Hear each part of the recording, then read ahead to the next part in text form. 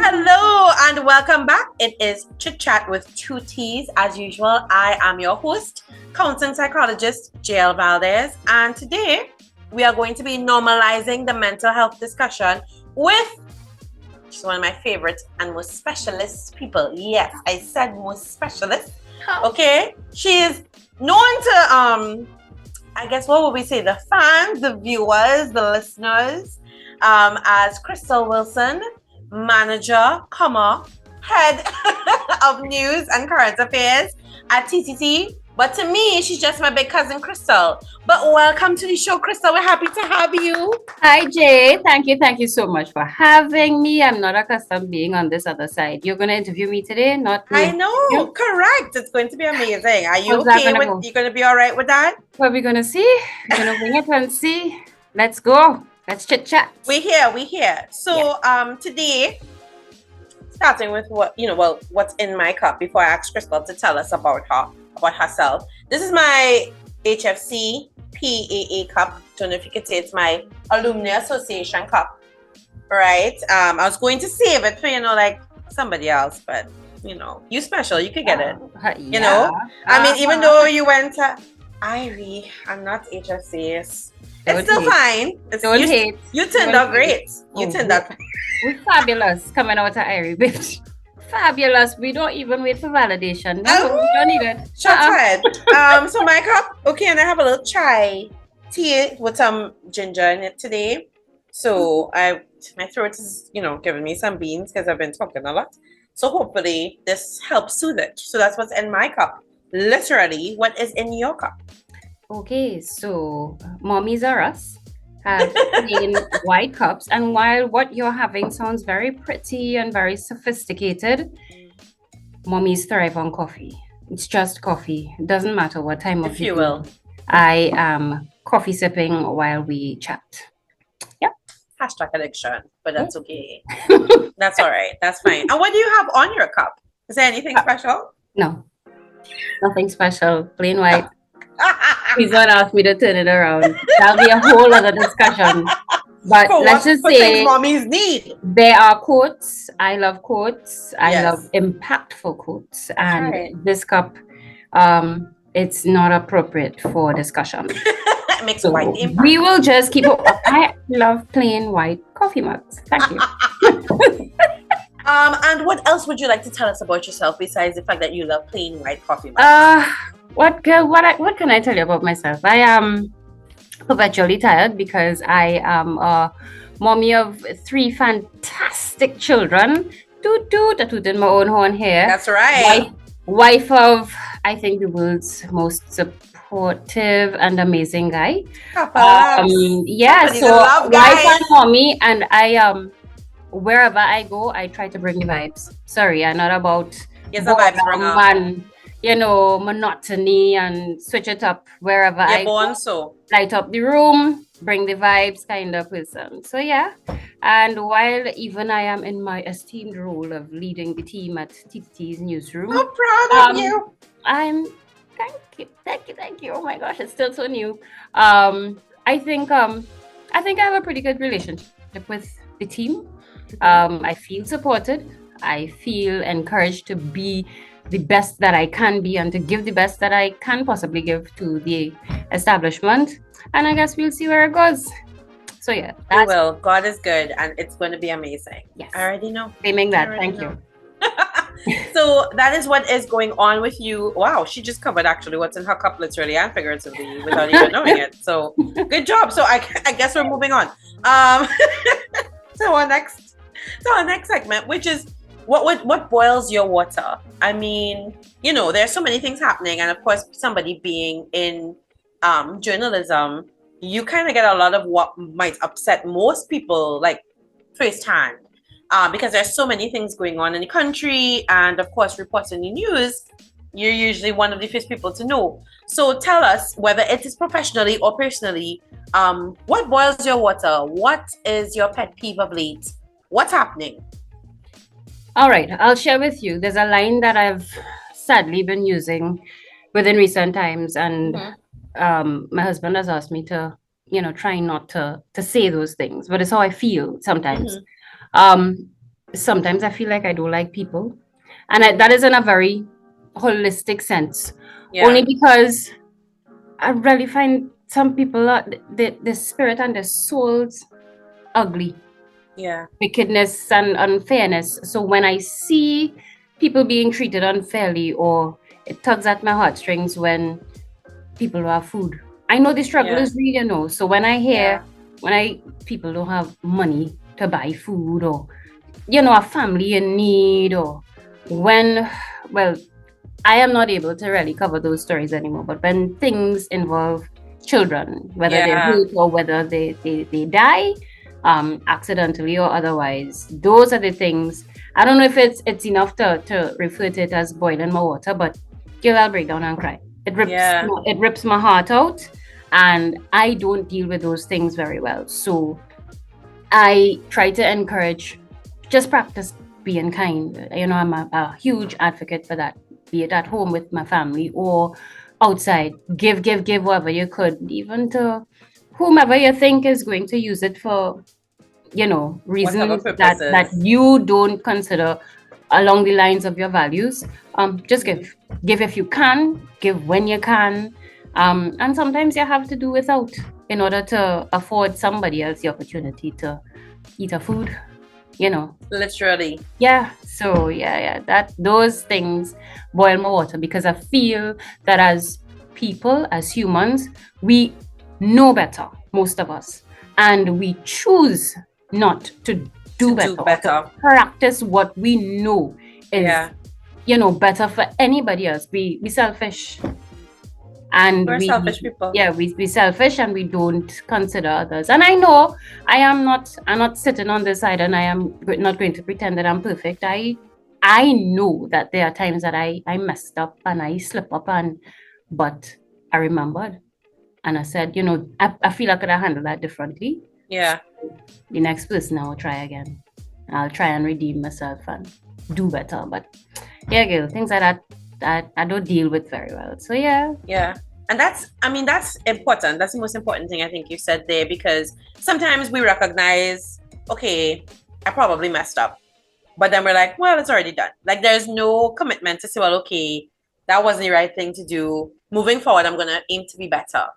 So to me, it's okay if you aim and you fall short of it, because you're at least trying to get there. But we also know that there are a lot of us who are like, well, you know what, that's me. Take it or leave it. It is what it is. And there's no room for growth there. There's no room for growth there. Yeah. Yeah. So, you also mentioned in terms of, these stories with children, things that, rip your heart out or tug at your heartstrings. How does being in a job like this generally impact your mental health? I mean, I'm pretty sure sometimes the hours are crazy depending on what you may be covering. And then, of course, it's the types of topics. So how do you manage with all of this? I will start by telling you all days are different, but all days are long days. And it's not just for me, generally, that is how it is in this profession. You have shifts, but Mm-hmm. you're always either in long before or long past your end time. And that speaks to our commitment. But long days, of course, take a toll. It does on our mental and physical health. Mm-hmm. Um, how I juggle, I don't even know. I don't even know that I have a fixed thing that I do. I just know that what helps me, I am grateful for. I have tons of support from my parents. I mean, Big up to Uncle Wes and Auntie Glenn. listen to me, Weston and Glenda win grandparents of the year, Grandparents win. of the decade. Listen Yes. to me, and I eternally, it is a debt I could never repay. They would look after my children for nothing in return. Um, I mean, how do you repay? You know, Yeah. grandparents loving and taking care of and looking after their children, and then there is my husband who fills the gap. Big up Bryce. He will do the pickup of the children on the afternoon, get them from me while they've been in the office, and and he is the world's greatest daddy. So by the time I get home, homework done, children bathed and fed, and well, it's just me now children going to bed, and babe, come, let's go and take a little relax, Yeah. wind down before I go to bed. And it helps. That Hashtag man to put in house. But he in house already. and I put him in house. I put him. So let me take a little sip to that. I put the man Take in a sip. I will sip to your sip. Yes. So but also good for my mental health is ensuring that the team at the office is working well together. Because apart from home, this is where I spend, and a lot of us spend most of our time in the office. You don't have to like me, I don't have to like you, but we definitely going to try to work well enough together to get the stuff that we need to get done. Yeah. And go home, I have to study you, you have to study me. but the work has been done. The work has been done well. And I could stand proud and say, you know what, today was a very good day. So I encourage that kind of attitude in the office. They laughed at me yesterday in the morning meeting. I told them I ran through a few items, very seriously. And then I said, there's one more thing, and I want all of us, to pay particular attention to it. I said, today is Good Vibes Friday. Bring thing and come. That's right. Go down the road, buy 10 pie, come and share. Who don't have any money, that is okay. You go eat a food today. But today, that's right. Level Good Vibes Friday. I love it. I mean, we're big people. We could handle multitasking, having a pretty decent work day and getting the work done. So it is something I intend to, to move forward with, looking for little things to continue to encourage the team to gel together, work well together. And I think so far the response has been pretty good. I think the team looks forward to coming to work, and I think it's happening. It's happening. We're doing the thing. That is so important in terms of contributing to your good mental health in the workplace, and you're in a position, being in a managerial position, to ensure not only is your mental health okay, but that of your team. That's a huge responsibility.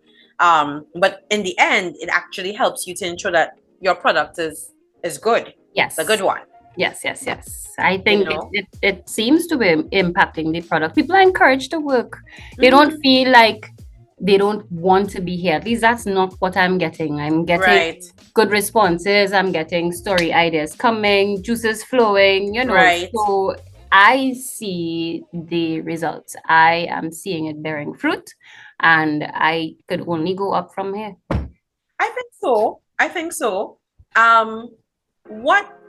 Thank you. Ricardo has sent us a question. What would have inspired you to that type of leadership? I'll be real honest with you. I try to keep it simple. I try to keep it humble. I think I'm a people person. I don't know if anybody else. I can endorse this. I don't know if anybody else would say differently. And over the years, you look at leadership styles. It gives you the opportunity to determine who and what you'd like to be, if ever placed in that role one day. So apart from thinking about it, we are who we are. So if I think I am that type of person, or I'd like to be this type of person, then the only way I could do that is share it with the people that I am sharing this space with. I can't be anybody else. I could only be myself. I know we are all a work in progress. Yeah. I know my shortcomings. So over the years, I've worked on that. I've worked on patience. I've worked on compassion and understanding. And I kind of preach that in the environment, somebody might not be able to make it. You try to fill the gap. I believe that I should do the things that my subordinates do. It's not beneath me. So you can write that story. No, I'll write it there. I'll look at it. Don't worry, thing will get done, because somebody might have an emergency. You need to leave. Somebody can't come to work. But but it must not fall apart. And I have always aspired to be the person that could hold it together. And that's just from looking at leaders from before. Not that they were necessarily bad, but I feel that I always wanted to be better than. But I'm not in competition with nobody. I hear that all the time. Yeah.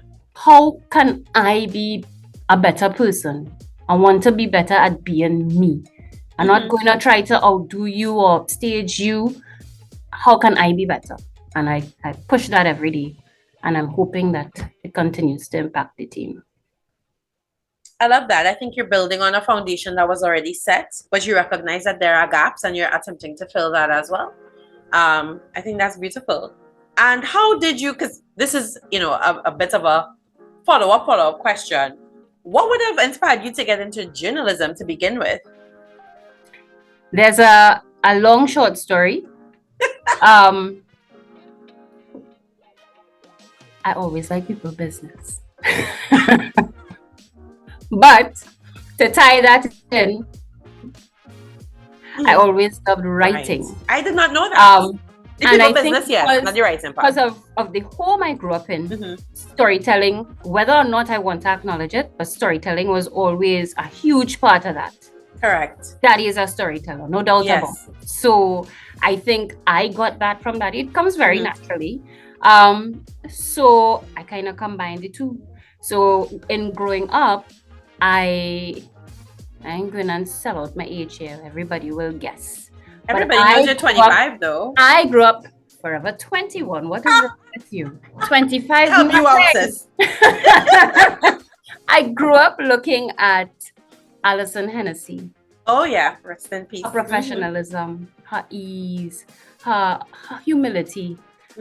Not that I wanted to be Alison. Nobody could ever be Alison. Right. But I loved what she did. And one day I told Daddy, I said, I want to do that. And he said, sure? I say, I want to do that. And I mean, this is as a child. I don't know who my father knows. And, and the man took me to see Alison. Mind blown. What? Mind blown. And we sat and we had a meal at her restaurant, and she was lovely. And she took me under her wing. She brought me to what was old TTT, and there my journey began, and I've never walked away from that. Talk about fate. Yeah. Talk about fate, because here you are, only 10, 15 years later, of course. TTT, so that's beautiful. Wow. So so you feel like you're fulfilling your purpose in this role? I do. Sometimes I question what is my purpose. So far through prayer, I understand that my purpose is to make a very positive impact on the people that I interact with, the people that I interview. And while I might not be doing so many interviews anymore now that I sit in this chair, over the years, I used to feel really, really satisfied. And I took comfort when people would call and say, hey, Wasa came after you ran that story and fix our pipes. Kianta came and they removed the pole, or a sick child, the public reached out and helped this child receive the surgery. Those are the things that inspire me to keep pushing. It's never been about the glitz and the glam for a long time, actually, I worked in the background. It's only within recent times that I've started, reading the news and all those things. I never, although I wanted to do what Alison did, but when I got into it, that was never truly my desire. It was always about what could I do to help people? What could I write today? Who could I reach out to help make a difference in somebody's life? So my purpose is impacting lives in a very positive way. If I can't do that, then what's the point? Then what is the point? And I think you're certainly doing that. in this role, and I think that there will be other little girls looking up to you. Well, You know, and saying, "Daddy and mommy, I want to do that." Well, you know, I also do it for my children. I feel children need to be reminded that there are no limits. I don't want my children to see this space here as it and everything. There's a whole wide world out there, but you must never feel that you don't deserve it or that you can't reach there. Yeah. So I do it for them. I do it. I drag myself out of bed every day, and every day. I am tired. At ungodly hours. Yes. Yes. I was having a conversation with some colleagues just this week about that exact same thing. You know, how do we make it different for our children? Because a lot of us, I think, even though our parents wanted us to do well, they would have only shown us a particular aspect. So, like, for instance, I know a lot of people around my age, our parents, the big thing was education. Because for them, that was the way out. You know, that was the way to achieve your goals and do whatever you needed to do. Once you get an education, you get a good job and you live a good life. Of course, you know, that's a fallacy in 2022. Yes. Good backup plan. But I mean, if you have a skill, that's much better. Education. So, guys, listeners, viewers, education is important. Okay? Children, do not go and tell their parents you're not studying because I see education is a backup plan. No. Okay? Disclaimer. If you can put it on the bottom of the screen. Disclaimer. But yeah, you know, you want to let them know that there are no limits based on what they look like, based on where they live. You know, that any of that, none of that should be something to deter you from anything you want to do. You know, I feel like when they run stories in the news, like, oh, this person came from Laventille Hill and look at this amazing academic qualification they now have. That should not be, in an ideal world, that shouldn't be the angle that is taken. Yeah. Yeah, no, it shouldn't be so not the norm. You know, it shouldn't be so rare that we have to do a new story on it. That should be like, well, can we not do this one, guys? Like, we already had 5. Like, you know, can we? You know, I feel like it shouldn't be so abnormal based on where you're from to achieve certain things. And of course, that's an ideal. You know, but that's something that we need to teach our children. You know, that and not being afraid of money and, you know, all these things that we carry on through our bloodline, because, you know, our parents, in their efforts to protect us, sometimes it can be a hindrance sometimes. I will use my children as the example for what you are referring to there. 3 talented children. Indeed. And I look at them and they put everything into perspective. Education is important. Yeah. I have a daughter who has this awesome voice. Where did she get that? We know. Okay. We know that. She got it from she mother and she grandmother. I can tell you. Okay, ladies and gentlemen, and I'm putting it on blast because she will never say it herself because that's the level of humility she has. Khrystal Wilson is an amazing singer. Like, she has a wonderful voice and she's a recording artist. Ricardo, I'm gonna get you the clip. Oh my gosh. We're not doing that today. We're not doing that today. She could we're not doing that today. But anyway.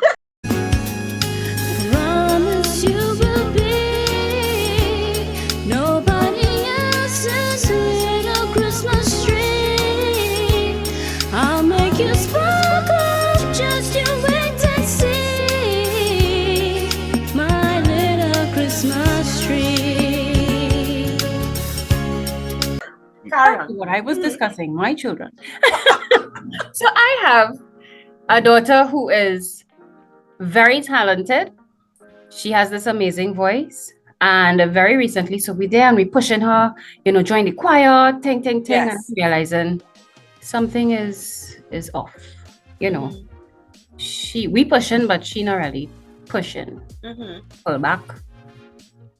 What's going on? She said, Mommy, I know I could sing.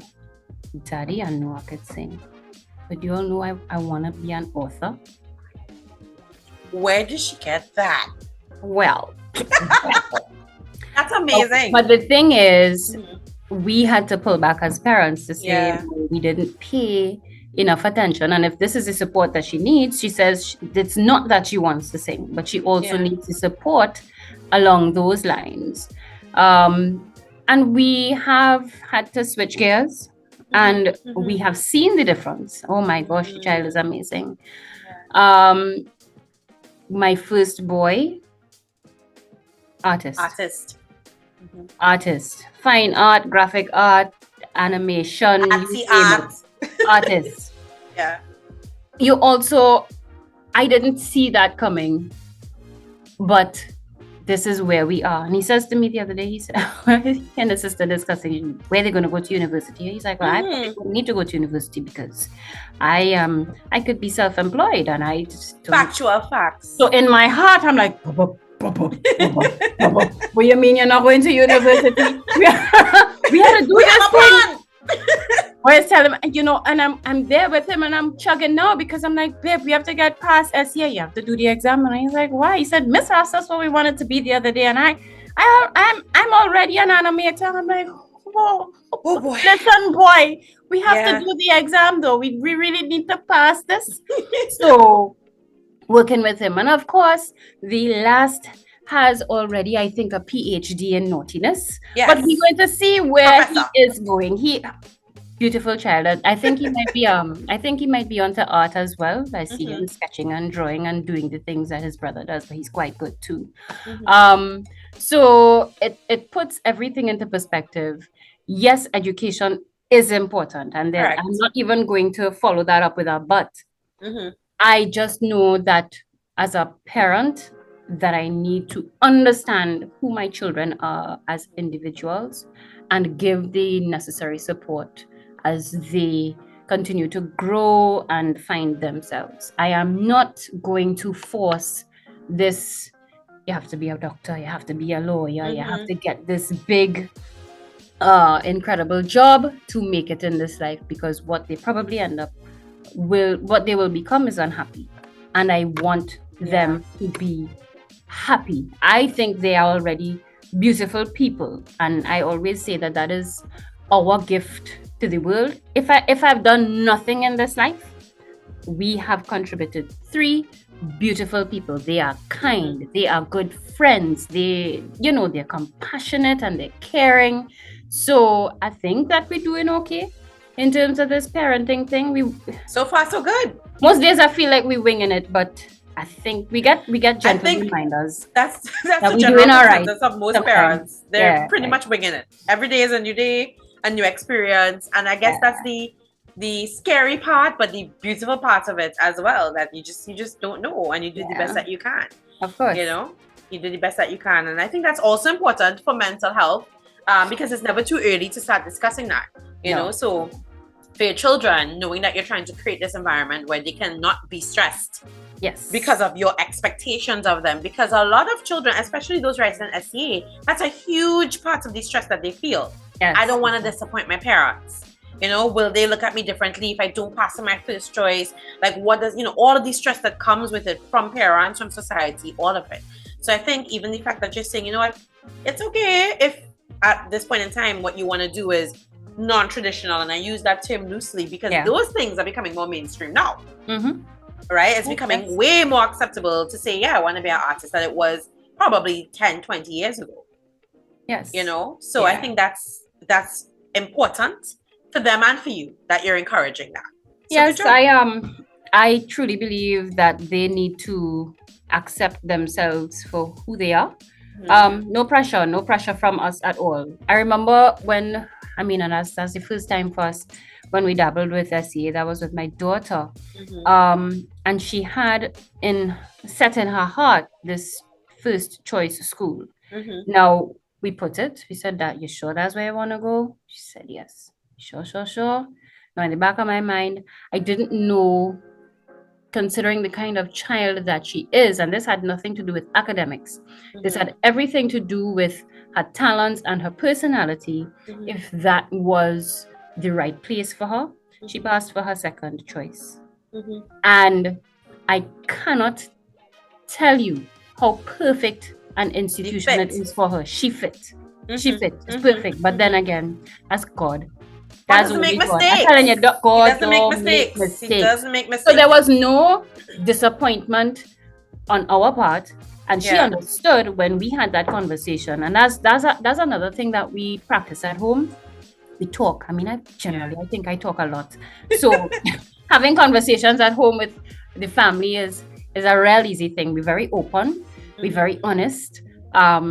And they we encourage them to come to us first with anything and everything. Come and talk. And Yes. if you use a Important. bad word and somebody come and tell on you, but we keeping it here and we keeping it real. Yeah. We having those conversations at home, and I see it working. You know, Mhm. Mhm. they if they are challenged, they haven't shared, but they look okay. They functioning okay. I see in the school thing working. Oh gosh, praise God for that. Praise Um, God. praise God. Yes. And you know, I think mentally they're in a good place. Yeah. We do, pull them separately and try to have these conversations with, are you okay? Maybe there are Yeah. things that you don't want to share in front of your Mhm. brother, or you don't want to share this in front of your sister, and we do that too. Mhm. And that works. Yeah. So, yeah, It's pretty good parenting, sis. well, girl, we try nothing. I mean, And we will every day you're continue to literally try. trying. We Yes. tried, we tried, we tried. And so you have all these things that you're managing. It's work, it's leadership at work, it's your home, it's marriage, it's parenting, and of course, then you have your family of origin. So you're a daughter, you're a sister, you're an auntie. You have all these things. You're a big cousin. Yes. How do you deal with your mental health? Like, what do you do to relax, to de-stress? Like, what does that look like for you when you have all these things going on? Funny enough, as I described before, I'm perpetually tired. Mm-hmm. When I get home after work, after the preparation for the next day, and I know that it risks me getting limited sleep, but I do practice a moment of alone time, and it doesn't necessarily mean me alone. Mm-hmm. It might be me and my husband, it might be me alone, Mm-hmm. but the alone time allows me to regroup. Mm-hmm. I come back. I might have a sip of, well, it's not coffee, it might be tea or something else at that Mm-hmm. time. But that downtime, that alone time affords me the opportunity to, how the young people say it, wheel and come again, Dead. so that I could get myself in a gear for the next day, and it works. Yeah. I try to go outside, balcony. We spend a lot of time there. Mm-hmm. Fortunately, we have the view of a beautiful mountain. Those things help my environment. You know, early mornings we get up and we pray, sip coffee. That's another, another thing that we do, and I think it helps both me and my husband in terms of preparing ourselves mentally for Mm-hmm. the day, before we embark on anything. And that's pretty much what we do. On a weekend when we are off, we big on family time. Yeah. So we look for things to do. My husband and children love the beach. I like to be at the beach, not in the water. I understand you. Yeah. Mhm. So but all of those things help us to collect our thoughts and not think about the monotony of the week, and allows us to be our best selves when all of that has ended. No, that's it, I don't know what else to say. I You feel like finished talking to me, girl? this was pretty You this was finished pretty good. talking to Anything me? else we have to talk about, we can talk about here. Well, we And will we speak definitely about not it gonna off need camera, coffee or for tea. sure. Exactly. I am Exactly. there And waiting for that Ricardo can't be call. with us. So Listen to me. Make it happen, please. This cousin date has been it's like years overdue. I can't. I'm Yeah, done with yeah, you, no, honestly. no. So we have things to We have discuss. things to discuss. Yes, we Yes. do. But But thank you for having me. Thank you for thank having me. you Even for even this yeah. segment and getting to talk about even something different has Yeah. afforded me some downtime. I don't have a 4-year-old pulling at my arms and my legs Oh, already. Yes. during this discussion. So thank you for that. And I wish you all the best. I am very proud of you. So, Oh, so, thank so proud. Oh you. gosh, girl, you don't know. Very, very proud of you. Appreciate So you. I love you and God bless you. And thanks for having me. I love Your you too. simple, humble servant on this side here. Just doing my do when the day comes. And that is all that we can ask of you, right? Thank you for answering your call. Thank you for, truly aiming to walk in your purpose every day and for sharing that light with us. We're happy that we can have afforded you the opportunity to not have a 4-year-old around your arms and legs. You're welcome. And we just wish you all the best. Thank you for the practices that you already have in terms of ensuring that you're creating space for good mental health, and to be mentally and emotionally safe. So we applaud you for doing that in both your personal and your professional life. Thank And you. we hope that it continues. We trust that it will continue. And we know that TTT is definitely going to be better off for it. Thank you Okay? so much. You're Amen. welcome. Claim You're that. welcome. So all the All best right. to you, and we Thank will you. chat soon. Yes, so thank you for being on. And guys, as usual, again, this was Chit Chat with 2 T's. Thank you for spending some time with us. And today you got some insights into mental health of a journalist. So there you go. All right. So make sure, take care of yourselves and take care of that mental health. And we will be back next time to continue having discussions on mental health. Take care and see you.